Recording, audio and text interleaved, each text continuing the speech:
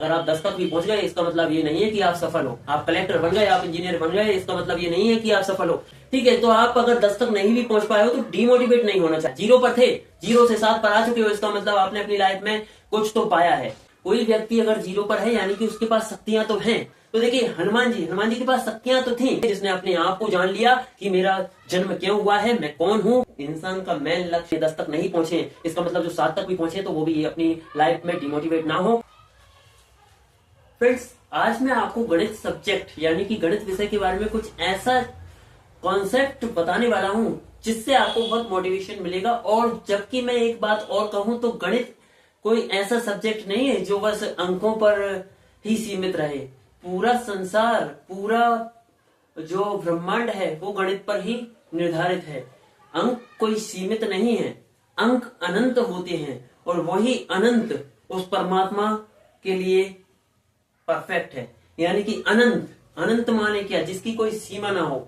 अनंत माने क्या, जिसको कोई जान ना पाया हो, और जिसे कोई जान ना पाया हो वही तो क्या है, परम परमात्मा, जिसको कोई नहीं समझ सकता है पूरी तरीके से। तो यही मैं आपको एक चीज बताने वाला हूँ। गणित के अंकों से रिलेटेड एक मोटिवेशनल मेरे माइंड में थिंकिंग आई थी, तो चलिए देख लेते हैं।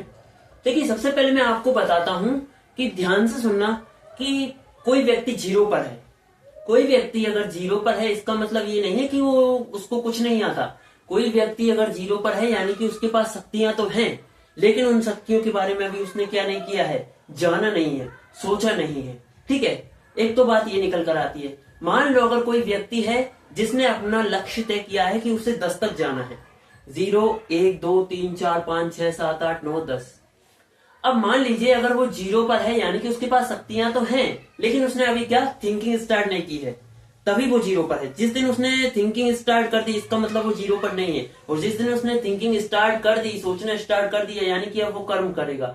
कर्म करेगा तो वो कर्म करेगा तो फिर वो 0 से कहां पर बढ़ेगा, एक कदम बढ़ेगा। और सबसे पहली बात तो यही होती है कि 0 यानी कि शक्ति, और 0 अपना कर्म करना। कर्म करने के लिए किसकी जरूरत होती है, साहस की।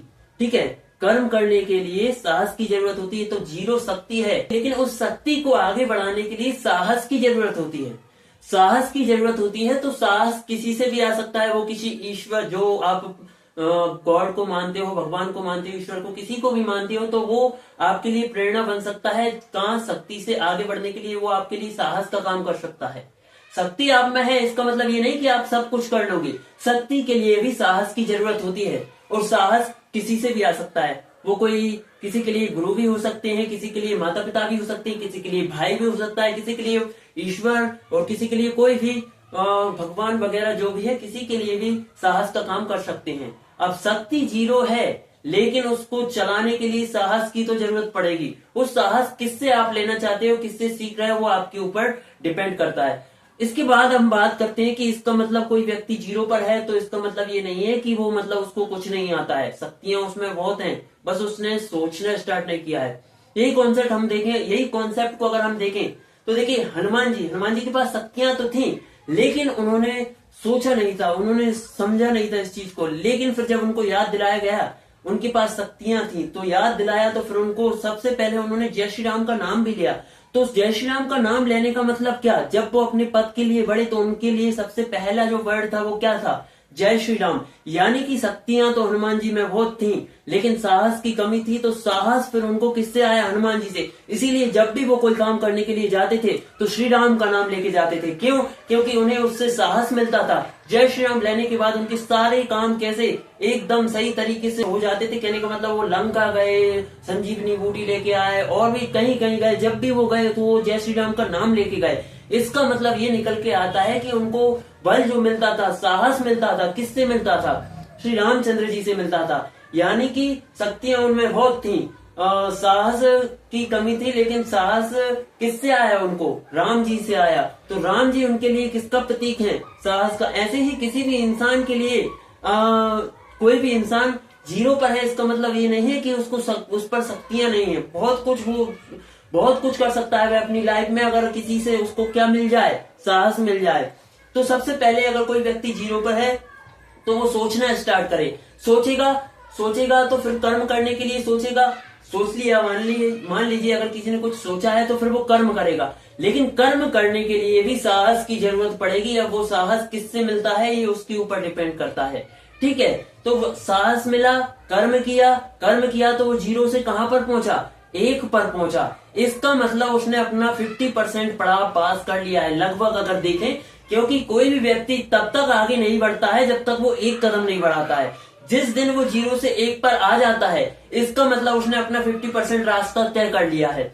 अब देखिए गणित के नंबर जो है किस तरीके से हमको बताते हैं कि सफलता क्या है। ठीक है, अगर हम 1 तक पहुंचे, ठीक है, फिर हम मान लीजिए किसी व्यक्ति ने अब 10 तक जाने की सोचा है।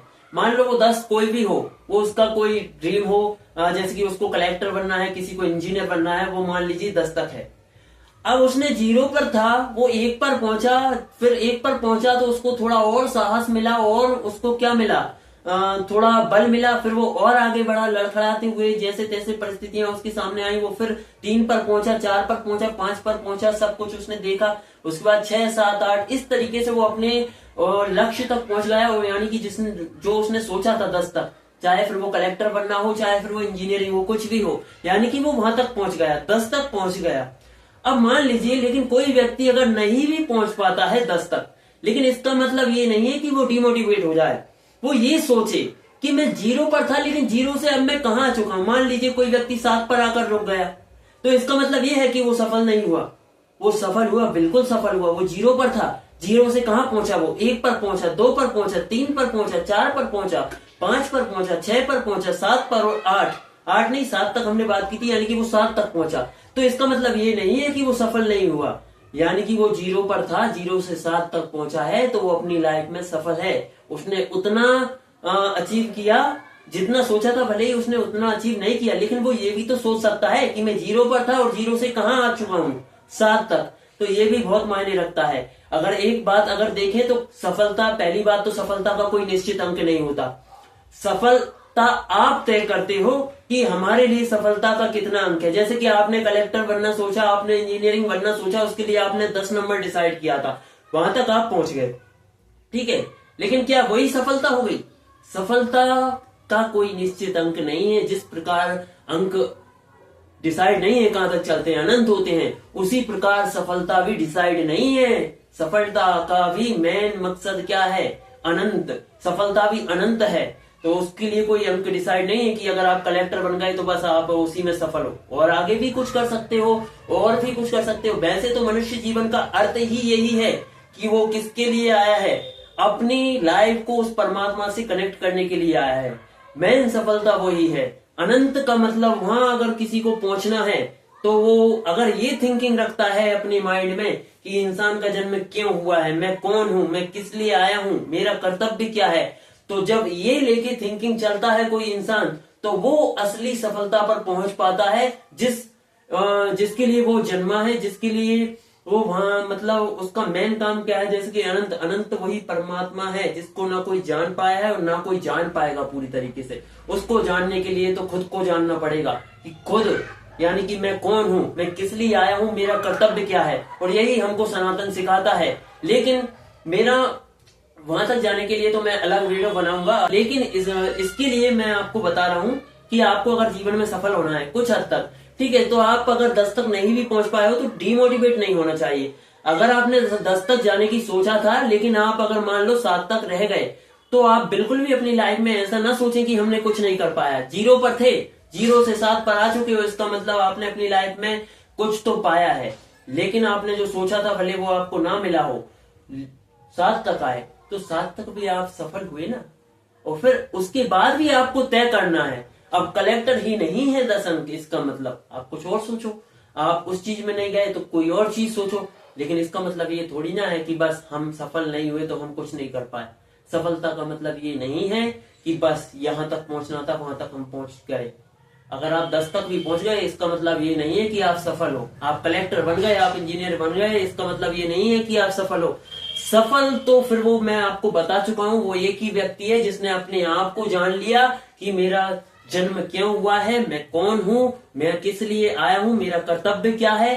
तो वही व्यक्ति इस जिंदगी में या जीवन में बोले या फिर इस धरती पर बोले कि इस धरती पर अगर किसी इंसान का जन्म हुआ है तो उसका मेन लक्ष्य एक ही है, कि मेन मकसद एक ही है कि वो अपने आप को जाने कि मैं कौन हूँ, मैं किस लिए आया हूँ, मेरा कर्तव्य क्या है और किस तरीके से मुझे क्या करना चाहिए। यानी कि मेरा कहने का मतलब है इंसान का मेन लक्ष्य तो उस परम परमात्मा को पाना है।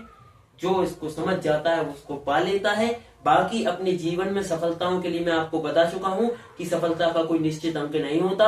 आप कलेक्टर बन गए तो वहां पर ना रोकें, आप अपनी लाइफ को वहां तक ना छोड़ें। लेकिन जो अगर कलेक्टर नहीं बने, यानी कि जो इंजीनियर नहीं बने, 10 तक नहीं पहुंचे, इसका मतलब जो 7 तक भी पहुंचे तो वो भी ये अपनी लाइफ में डिमोटिवेट ना हो कि हम कुछ नहीं कर पाए। ये सोचे कि हम 0 पर थे और 0 से कहाँ आ चुके हैं, 7 तक आ चुके हैं। इसका मतलब हमने कुछ तो पाया है और आगे भी अगर आप सोचोगे फिर और आपकी जो आप पाना चाहते हो वो पा सकते हो। इसका मतलब ये है कि सोचने के साथ साथ कोई ऐसा व्यक्ति जिससे हमको साहस मिले, जिससे हम कर्म की और क्या हो, अग्रसर हो, भय ना रहे, बिल्कुल भी डर ना रहे। तो उसके लिए साहस की जरूरत है। अभी आप पर डिपेंड करता है कि आप में साहस किससे आता है वो। ठीक है, जैसे कि हनुमान जी के पास साहस कौन थे? हनुमान जी अगर शक्ति हैं तो राम जी कौन थे? साहस। तो आप भी अगर शक्ति हैं तो आपके लिए वो साहस कौन बनेगा, ये आप पर डिपेंड करता है। और वो साहस ही हमको कर्म करने के लिए क्या करता है, आगे बढ़ाता है। ये एक मोटिवेशनल वीडियो तो था ही, साथ में ये जीवन की उस परम परमात्मा के प्रति पाने की इच्छा और उसके लिए वहां तक पहुंचने के लिए आपको कुछ बताना, आपके लिए सफलता का असली मतलब बताना, ये भी था जो मैं आपको बता चुका हूँ। ठीक है, मिलेंगे नेक्स्ट वीडियो में, तब तक के लिए जय हिंद, जय भारत, जय श्री राम।